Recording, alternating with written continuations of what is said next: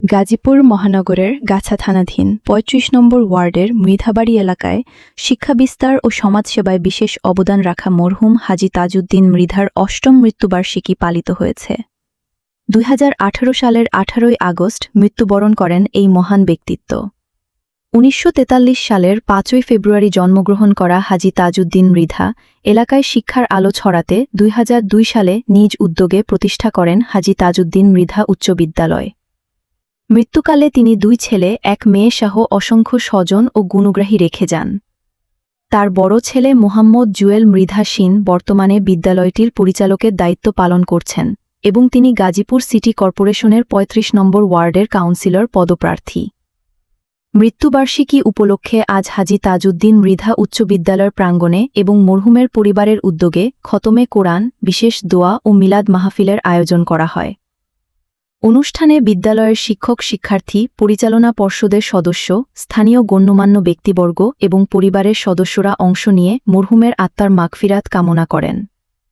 এ উপলক্ষে মরহুমের বড় ছেলে মোহাম্মদ জুয়েল মৃধা সিন ও তার পরিবার হাজী তাজউদ্দিন মৃধার রুহের মাগফিরাত কামনায় এলাকাবাসীসহ সর্বস্তরের মানুষের কাছে বিশেষ দোয়া চেয়েছেন।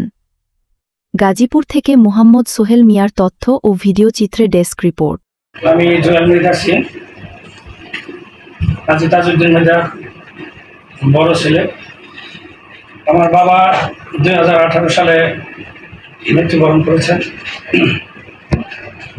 তার সুবাদে আজকে ৮ বছর পূর্তি, এই উপলক্ষে মৃত্যুবার্ষিকী আয়োজন করেছি। এলাকার এবং গরিব দুঃখী সবাই এই আয়োজনে যুক্ত হয়েছে। এজন্য আজকে সুন্দর একটি আয়োজনের ব্যবস্থা করেছি, যেন আমার বাবার জন্য এরকম অনুষ্ঠান করে যেতে পারি, এই কাম্য। বা একেবারে খুবই সরল সোজা একজন ব্যক্তি ছিলেন। তো সে চিন্তা করলো আশেপাশে ওরকম স্কুল নাই, ভালো প্রতিষ্ঠান নাই। গার্মেন্টসের অফারও এসেছিল আব্বার কাছে।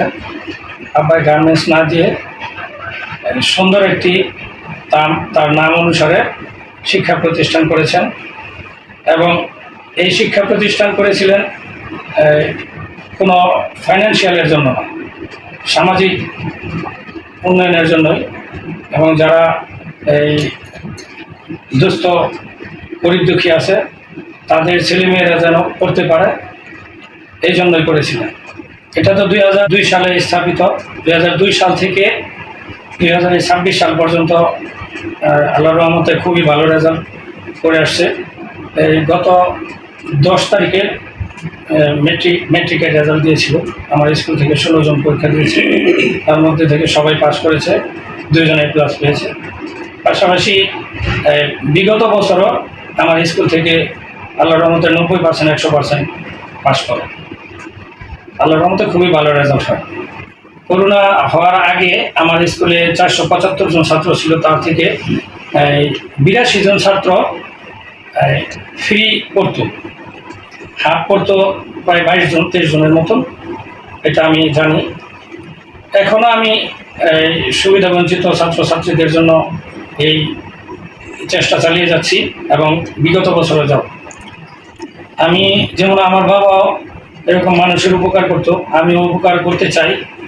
আমি আসলে কোনো দলের না, আমি একেবারে জনগণের হয়ে সবাই কাছে যেতে চাই এবং সবাই যাতে আমার কাছ থেকে উপকার পায় ওটাই চাই। মোট কথা আমি সবারই উপকার করতে চাই। এই কোনো প্রার্থী না হয়ে তো আসলে উপকার করা যায় না। আমি চাইছিলাম যদি আমি কাউন্সিলর হই, আল্লাহ যদি আমাকে কবুল করে, ওই ক্ষেত্রে আমি সব সময় মানুষের পাশে দাঁড়াবো।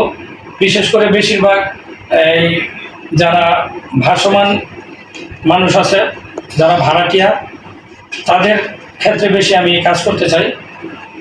এবং যারা এই জায়গায় বাড়ি ঘর করেছেন তাদের তো অবশ্যই করব, কিন্তু পাশাপাশি যারা ভাসমান মানুষ ভাড়াটি আছে তাদের বেশি কাজ করতে চাই। 25 নং ওয়ার্ডের যতগুলো ভোটার আছে, বিশেষ করে পুরুষ ভোটারের চেয়ে মহিলা ভোটার বেশি।